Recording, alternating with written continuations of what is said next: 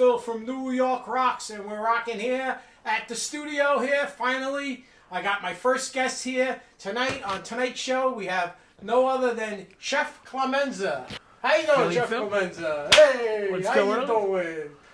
How does it feel? We're done with Corona. You got people around. It's a good feeling, right? Yeah. That's the whole thing. The whole thing was getting started again, and it's like with this pandemic, it just like stopped everything, you know, right? Believe it's crazy. It's just crazy. We got stopped dead in our tracks. Yeah. Boom, shut down. But the world is starting to come around again. Everybody's starting to do things again slowly. It's weird though. It's still a little weird to me, man. And now it's talking about. I didn't want to talk about any of that. We're out. We're hanging out. We're back to normal. We're partying. We're chilling. We're trying to do the positive thing and stay positive. Correct. That this thing is finally going to be like ended soon. But the reality of it, you know what I mean? We have to be safe. And we have to be careful because we lost 100%. A lot of people out there. A lot of people we lost, you know. All right, so tell everybody how you got started in, cooking. And I remember you because I worked actually at your father's restaurant. Correct. San Gennaro. Correct. And I met you back there. You said, Phil holds the record for people fired most times from one job. Well, working with your father, 100%, 100%, bro. I was shocked that you kept coming back. I was like, why is this guy coming back? Because he said he was going to put me in a movie, and it never happened. Correct. Actually, but he put you in a movie, and you were in a couple of movies. So let's talk about that. How I was in Bronx Tale. I was the pizza. You know what's messed up? Everybody. I put a lot of my friends in that movie too. Everybody gets seen, except for me. You see my hands cutting the pizza. Now these aren't very famous hands, but and then I did Great Expectation, which was a phenomenal part. I get to actually kill Robert De Niro on the train. I seen that with Ethan Hawke, right? Yeah. It was cool. He used to come after that. He came to. I was working at the Viceroy in Manhattan, and he came there 2-3 times a week for lunch. I would put steamed salmon, steamed vegetables. I did meet a lot of people though. Yeah. We did that. I met I was on the set of Pope of Greenwich Village. Wasn't the actor was in that one? Mickey Rourke. And met Charlie, him my thumb. Charlie. Yeah. But and then you played in the Bronx Tale. You were the pizza. I was the pizza guy. The pizza guy or the delivery guy? I was a pizza guy. I had a stand-up. So you had like the fish shop, and then you had the pizza store. And it was me and my boy Tony Pizza. I call him Tony Pizza. His name's Anthony Gananese. So I call him Tony Pizza. And we had a stand there. And the whole scene was funny because I had like a little box, and you pull the pie out, and you cut a slice, and I had to serve it to Bob De Niro, and I don't know if Pesci was there. There was another character there. Somebody else was sitting there. And they were messing with me because I had to ring this bell. And I say, I'll be, it's a Jingazor. He's like a Nicholas slice. So the first scene, I dropped the slice on him. So then they caught it. I figured he's going to be pissed now. Lilo Burkhardt. Yeah, he was in that too. So now, the funny thing is, I go to do it the second scene, and they hid the pizza from me. So I'm like, motherfucker. Now they're all laughing at me. Now I come back, and we go to pull the pizza. I go to get the pizza cutter, and they had the pizza cutter on me. So it was funny. Was it in the movie though? No, they cut the. They were messing with me on purpose. Because after I dropped the slice on, they kept messing with me. But you were in a little bit of it. Yeah. You see my hands. Right, you see hands. But the De Niro movie that you were in with De Niro, that you stabbed De Niro on the train, that scene didn't get cut. No. You clearly see me stab him. But the funny thing is, and this is a true story, it was filmed on Chambers Street. And when I got off the train, there was no movie people. Now you gotta remember, I have a little thing that blows up on me for blood, and I'm holding a retractable knife with blood on it. And I get off a regular train stop, and people are looking at me like running away. I'm like, oh shit! So then the train would go pull forward, and then they back the train up to get me, and we had to do that. After the first, I'm like, yo, you got to put some movie people here. Like, people are getting freaked out if they're holding a knife covered in blood. They didn't think it all the way through, but. Total maniac. Him and Ethan Hawke on the train. Cool. They stopped the train. They're smoking cigars in the tunnel, and Bob's drinking whiskey. It was just a surreal experience. You know? Okay. Well, let's get to the cooking part, because now... We started off with that. You got right to the De Niro thing. We jumped a little bit. We went a little bit out of order. Absolutely. But let's start. How'd you get started with cooking? Who taught you how to cook? How'd you get started? Was it at the restaurant? No, definitely not. It was something I always loved to do. You know, my grandmother, my mother frying meatballs. And, you know, as a kid, holidays were huge for us. That's kind of why I did the whole Sunday dinner with Chef Clemenza show thing, is because It wasn't a dinner. It was an event. Right. You start planning for Christmas like weeks before. You start pulling the decorations out of the garage. You start putting up the lights one day. You put up the snowman. You put up the things. We had all things in the window. Right. And then the food. And then you start playing. You got to bring up the tables, the folding chairs. You got to move the dining room table. You got to rearrange furniture. These kids don't even sit down and eat anymore. Right. I mean, we had stuff in the basement, the garage. We set up 30, 40 people. Like, everybody. All our aunts, our uncles, our cousins. You're talking 30, 40 people for Christmas getting Those together. Back in the day, that's why. You put that many Italians in a room with homemade wine and cannolis, you're in trouble. The things that used to go on was insane. And as a kid, I remember that. I loved it. I loved that. Christmas was like my favorite thing. And you got to see cousins. Yeah, but being able to cook the food and say, wow, this is great. And that's what brought everybody together. Of course, family brings everybody together.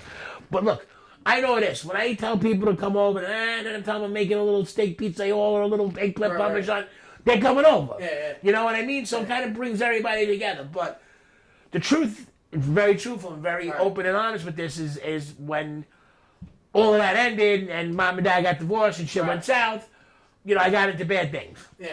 You know what I'm saying? And well, you're young. Absolutely, 100%. Look, you live, you learn. I mean, I got in a little bit of trouble, and cooking actually brought me out of bad things. Like the Fresh Prince. Correct. Exactly right. Got a little trouble. Exactly right. So they sent me off to cooking school. No, but I wound up going to cooking school. It brought me off the streets, and and I was just fell in love with it. Yeah. My first job was Tribeca Grill with De Niro. Right. I tell you what. I tell you a funny story. I remember that time. This is great. I swear to God. Right. So the first day I'm there, this kid, Irish kid, I forget his name. I can picture his face. I forget his name.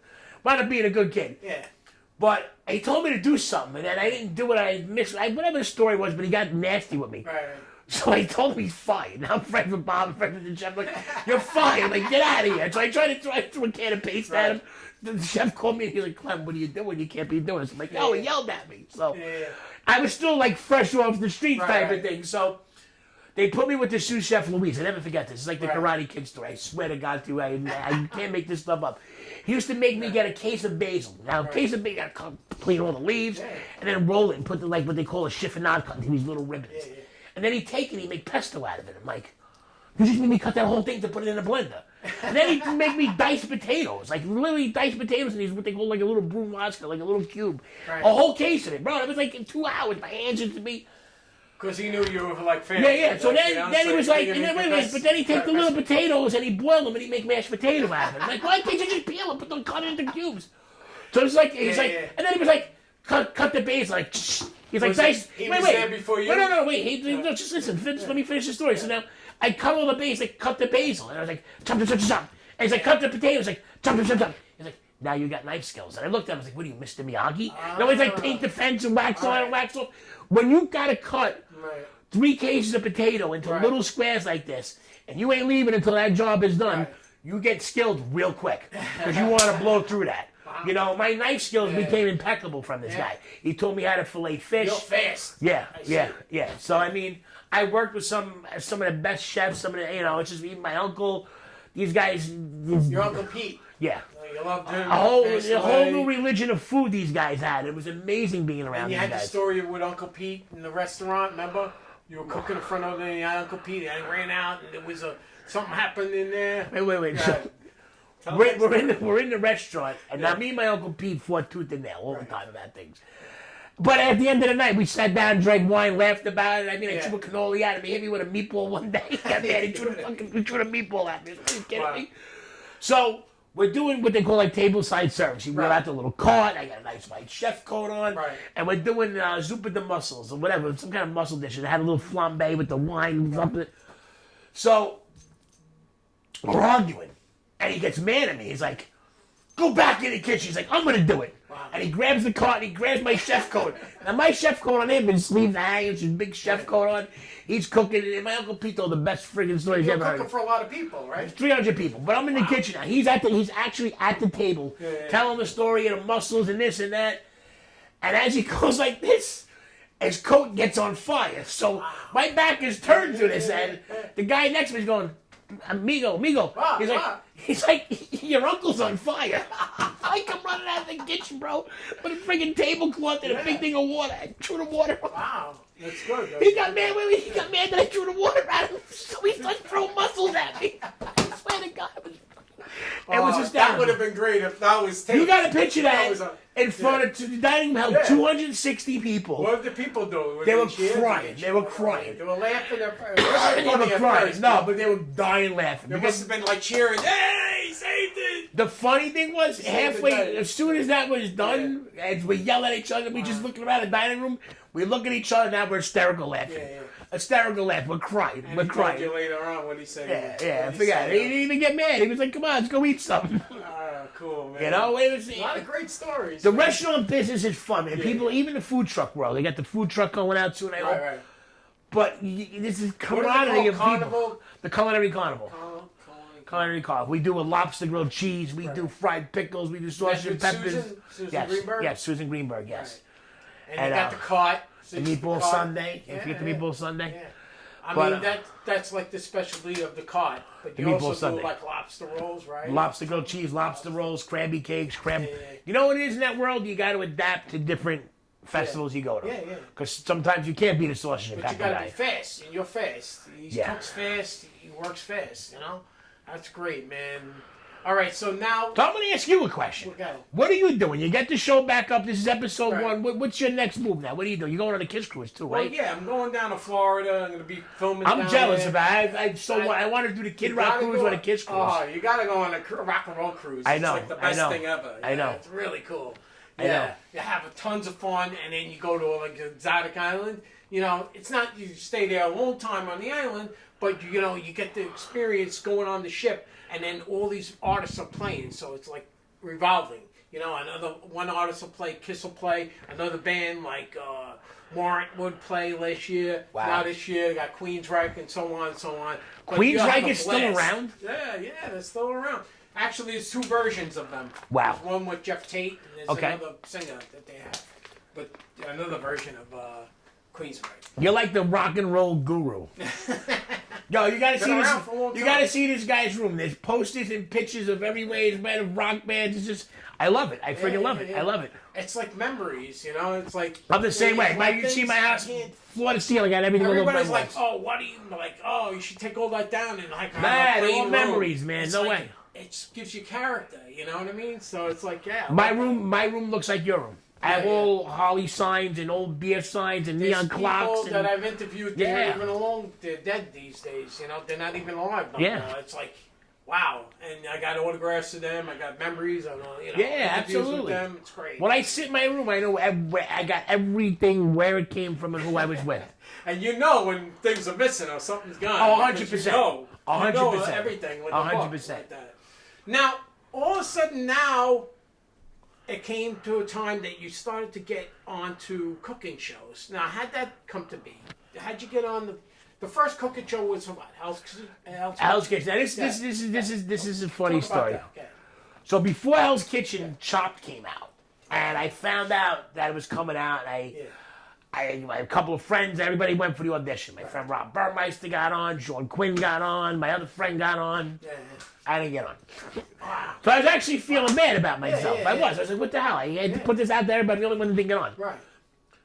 2 weeks later, my friend Samantha calls me. She's like, I'm in Manhattan. She's like, I'm interviewing for Hell's Kitchen. Why don't you get over here? Meet me, whatever the story was. Right. I don't even know what that show is. That idiot Gordon Ramsay I'm thinking in my head. Which, by the way, is one of my favorite chefs. Love the guy to death. But, so I go into Manhattan. It was like really weird. It's like I pulled right up. As I'm pulling out, you know you can't park in Manhattan. Right. As I'm pulling up looking, the guy pulls out. I pull right into the parking spot. I'm like, wow, maybe this is kind of meant to be. Yeah. So I go in, and there's these 2 sisters. They're twins, the Gantz twins. And short, Jewish, street tough. I think I heard of them. Yeah, you would think they're total Johnny Gotti's daughters or something. Just the whole persona is like they don't give a crap. Right. So I hand to God, this is the interview. She goes, why the frig do you want to be on my show? And I said, I don't know. I don't know. What do I think? I got shook. I was nervous. It was my first time going for a show. Yeah. And it just, they shook me. I don't know. You know when you get thrown sometimes? Yeah. I was just off. So now, nothing happens. That's the audition. That was the audition. I was done. I was out. So now, they call me back for something else. Right. Like, we like your look. So now I know what it's all about. Right. So now, honestly, I go, I have a little drink before I go. Let me calm my nerves down. I go in, I'm a totally different person. Right. She tells me like this. It's a true story. She goes, "Why didn't you act like this on your first interview? You're amazing. I'm putting you on Hell's Kitchen." I don't think nothing of it. 4 or 5 months goes by. I get a phone call. I never forget. I'm driving on the Bell Parkway. "You fat son of a bitch! Why did you get in my office? Who the hell are you?" Click. Oh, Jesus. Now watch. She calls back again. Says the same thing, yelling and screaming. Right, right. They're crazy. You didn't know who amazing. I had no idea. I think it's some girls. She calls me up again, screaming at me. Right. I said, "Come on, stop. Leave me alone." Click. Right. Now the phone rings again. She's like, "It's Lisa Gans from the..." And now as I hear that, I hang up. Like, you know, like I can't stop the hang up. Wow. I was just about to hang up. I heard it at the last second. Click. Oh. The phone don't ring for like 2 hours. I'm like, "Yo," and it came up private. Wow. So I'm like, "Yo, I just blew the chance, man." She calls back 2 hours later. She goes, "You sweat it out long enough?" She's like, "Get in my office tomorrow. I'm putting you on the show." I think nothing of this. Show is that? Hell's Kitchen. That's what we were talking about. So now, I think nothing of this. All right. I go there. I do the interview. Right. 2 days later, I'm flying down to California. Oh, I get down to California. I get down to California. I got an interview now with the Fox people. Yeah. Okay, so now they tell me, I get a phone call. Well, I had what they call a 6 months conditional discharge. Wow. I can drive without a license, whatever the hell the thing was. Yeah. Something stupid. Right. But it's a form of probation. So they call me and they tell me, "Listen, you can't get on the show with that." Right. I said, "Well, like, am I able to get on the show?" I'm like, "Well, we don't know. We can't tell you that." So I'm like, "If I got to get a lawyer to make this go away, well, we don't know." So now I had no money. I swear to God, I never forget this guy. Now you started sweating out. The legal aid, Joseph Lecitra. Never forget this guy. Legal aid lawyer, dynamite guy. I go to him, I said, "Joe, I'm broke. I got no money. I got a shot to really do something good and get out of the neighborhood and get on TV." Yeah. Now he sends me to this big law firm, whatever it was. I'm sitting behind one of those long tables and all the chairs, and the guy's giving me a cigar. I'm sipping brandy. I'm like, "Yo, I'm in ripped jeans and I got $4 in my pocket. Where am I going?" Yeah. So they say, "Do you want to be on Hell's Kitchen?" He's like, "This is choice." And absolutely. He's like, "We're a big fan of the show." The guy goes, "Go to court tomorrow. We'll make this disappear." I swear to God. I'm like, "Okay." I go into court. I sit down. The guy walks up right in the middle of the court. Walks up to the guy. He talks to the DA. Interrupts the judge. And on my mother's life, the judge goes, "Caserta." I'm like, "Oh, God, here we go." Gets me up there. He goes, "The next time I see you, better be on TV and not in my courtroom ever again." He throws the papers at me. I get it dismissed. So now, wait, it gets even more wild. This even gets more crazy. I'm in the courtroom. And they're saying, "You're really going to be on Hell's Kitchen?" I'm like, "Yeah, I have the papers right here saying that I got to fax them, the information to fax them, that this is released."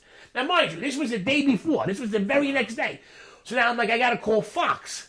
Come inside.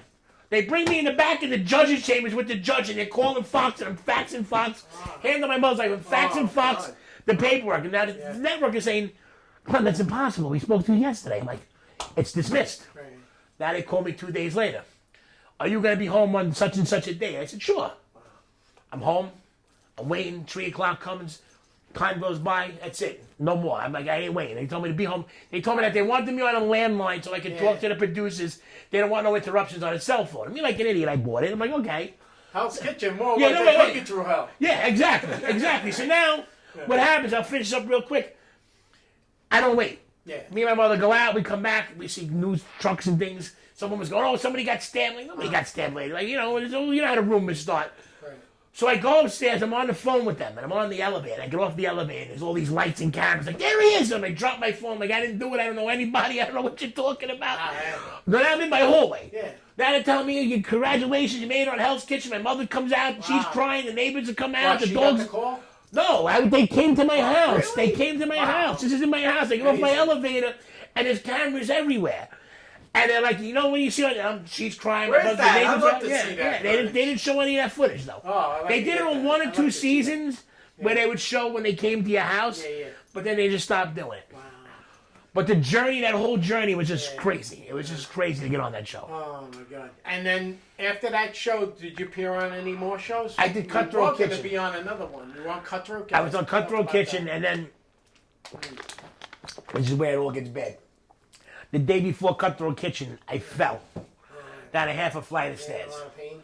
I tore a labrum. I had a fractured coccyx bone. My toe was bad. My knee was bad. I still went and filmed. And halfway through the round, by the second round, I physically couldn't move. And the condition, it got worse from there. I mean, I was laid up for probably bedbound for about 6 months almost. I couldn't walk. In total, about 2 years. And I blew up, Phil. You know, being Italian, it's like, here's a tray of lasagna, you can't move, here's this. You got depressed, you're on the pain meds, you're dying, which is freaking terrible. And it's amazing because they had me just blobbed with pain meds and anxiety medication, and I got depressed, and my life just got pulled away from me. I physically couldn't walk. And believe it or not, I blew up I was 465 pounds. So now, I get a phone call. We want you on the All-Star season of Hell's Kitchen. That could have helped you, though, this thing. It changed my life. Okay. I got so depressed, I threw the phone. I said, screw this. I got up. The doctor says, you're not going to walk for a while. You need to lay up and let it. Bullshit. I got in the pool every day with a cane. I started walking. I lost 30 pounds. I go to the doctor to get the surgery done.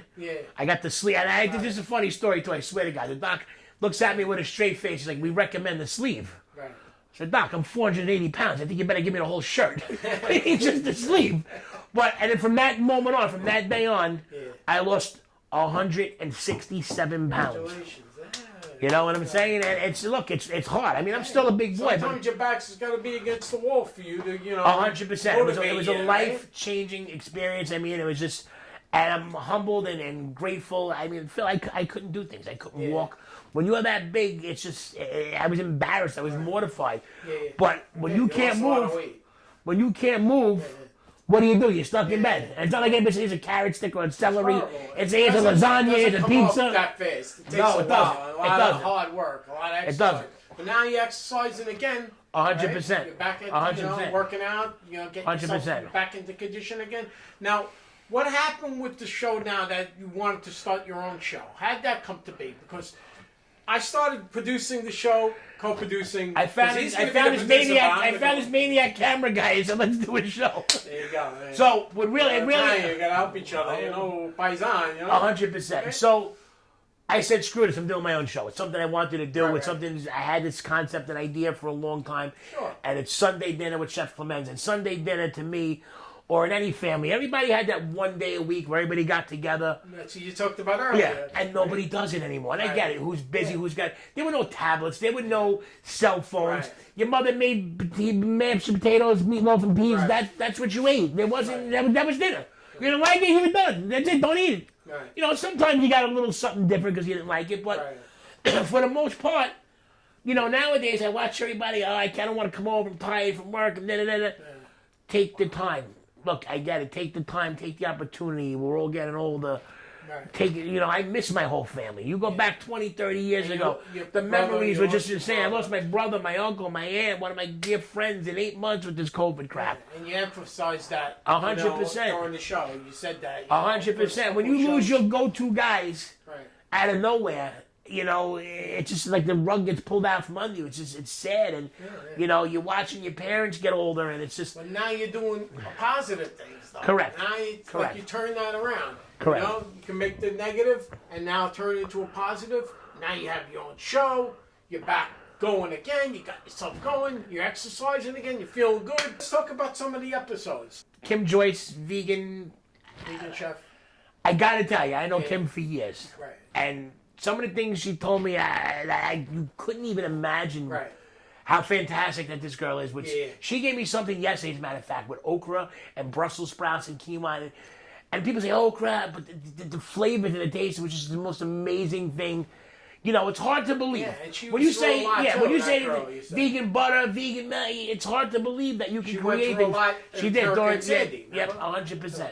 So she's been through a lot of things. Without a doubt. So after the vegan, you had her on. You had a show with the Rice Bowl guy, Rice Bowl King. My friend, Johnny Balls. Johnny Balls. That's rice balls. I was there. It was delicious. Papa Peroni. He had something called Papa Peroni. Yeah, it was John JP. Yeah, there you go. Phyllis. So it was funny because I was doing a podcast at the time, Chewing the Fat with Big and Beefy. Right. My boy was big, I was beefy. Yeah. And that was pretty successful, too. We had some of the Soprano cast on. We had Harrison Ford's son on. But that's how we got John on. My friend Peggy Bright, who was another amazing person, she introduced me to John. And I'm like, all right, bring your balls over. So he brought all these rice... different types. Yeah, without a doubt. Yeah. So he brought all these rice balls during the podcast, and I was forget about it. These things were just an explosion of. It was crazy. How about Sean? You had a guy Sean. You did some Buddy Chef Sean Quinn. Yeah. Where'd you meet him? Chewing the Fat with Big and Beefy. Oh, all right. He was a chopped winner. All right. And we had a lot of chopped winners on. We had Master Chef winners on. We had all the cast of Hell's Kitchen. Most of the people from my season, all the other seasons come on and interview. And then Jessica Vogel, God rest her soul, she would call in every night and hang out with us on the show, man. You know, it's a shame too, but it was fun. And it's, you know what it is when you do these things. And look, and this is why again going back to the Sunday dinner thing, man. This is what it's about. Memories.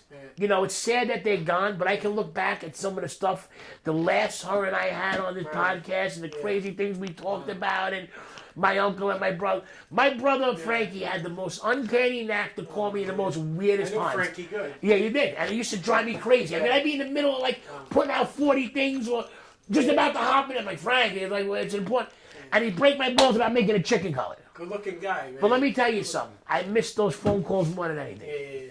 More than anything. But going back now with the show, that's why I try to get everybody on. Yeah. You go back, you can watch the show. You watch all your, yeah. You know, you go back, even some of the old VHS tapes I still pull out with the tape and the tape from the old cameras and watch old family movies. I love it. It's you know, these days, look, we're getting older, man. Yeah, that's it. Well, you still have your mom. Yes. Because actually, the last show that we just did, your mom came on.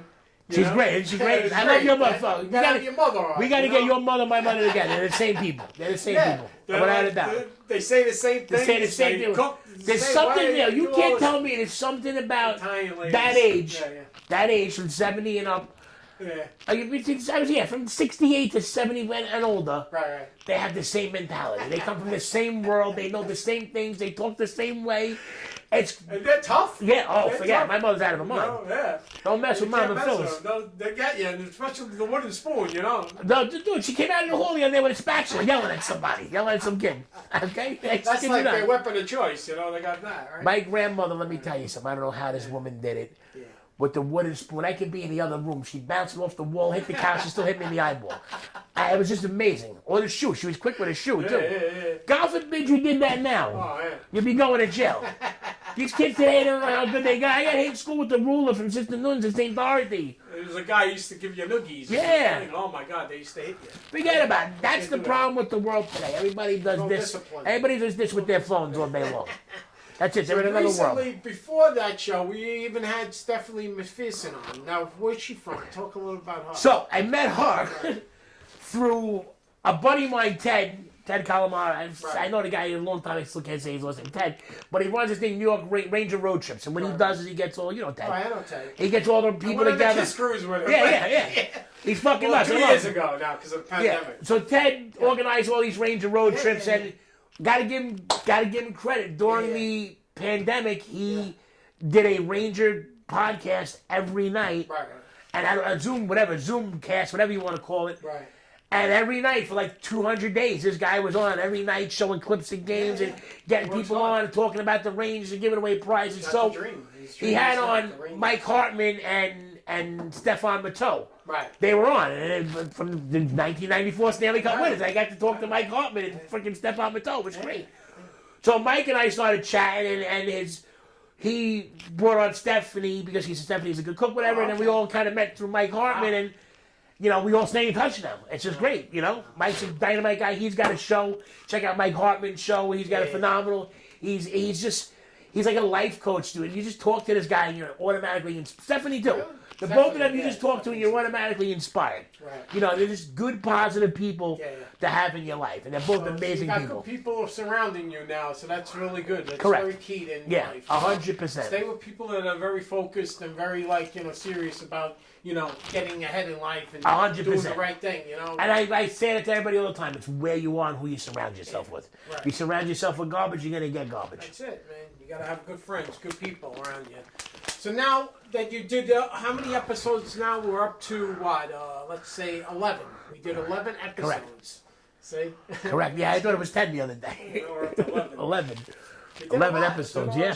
And I mean, a lot of laughs, man. This is like, it's really crazy. Some of the crazy things that happen. Oh, forget it. You can't. Everybody's going to make mistakes. They need to film. We're making less mistakes. Listen to me. I got a better show. The show should be them filming us doing the show. Because what goes on behind the scenes is better than the show. It's like Steinfeld, a show about the show. Exactly right. A show about nothing. Exactly right. 100%. All right, so tell everybody how they can find out where the show is on and how to tune in. I know it's on Roku channel. Tell them how to get Roku, though. All right, so if you got it. Okay, here's the deal. This is what I tell everybody. Yeah. If you have a smart TV, think of it as your cell phone. Right. So you got to go to the search bar on your Roku TV and download the DB&A Network television app. Do you have to ask the TV if it's smart? I don't know. Most TVs, they have to. No, I'm just saying, I don't know how nobody knows. Download the DB&A television app. Right. We're on Amazon Fire TV, Fire Stick, Apple Play, Strong Island TV. We're in talks with something else that may be happening. And definitely go to my YouTube channel, Chef Clemenza. We post a new episode every Thursday. Cool. Besides the show, there's some amazing videos on there. Right. There's some funny things on there. Do a little TikTok thing. TikTok, so, Instagram at Chef Clem70. Yeah. Facebook, Chef Clemenza. Yeah. Just Google me. I come up everywhere. I'm like, crap, I'm all over the place. Yeah. Well, this is a great interview. I want to thank you so much for coming on the show. Yeah, you kidding me? Man. I love you, man. You're like a brother. I know this guy, how many years? 30 years? Well, we met, you were probably late teens, and I was like about 20-ish. Can I tell the story when you ran over the garbage pails real quick? This guy was my hero. Well, I had to get away from the he was my hero. Are you kidding me? He came back, and my father sends him out on delivery at like 10 to 10. We're closing in 10 minutes across that night. Right. And he goes all the way out there. The lady don't tip him. All of a sudden, I get a phone call. Somebody screaming on the phone. He ran over my garbage pails on my lawn. Right. It wasn't on the lawn, but like I back up the curb and I knocked the garbage pails over. Yeah. But not my father was like, "That's it, he's done." I'm like, "He'll be back in 2 weeks. Don't worry." Yeah, I came back. He did. Oh man.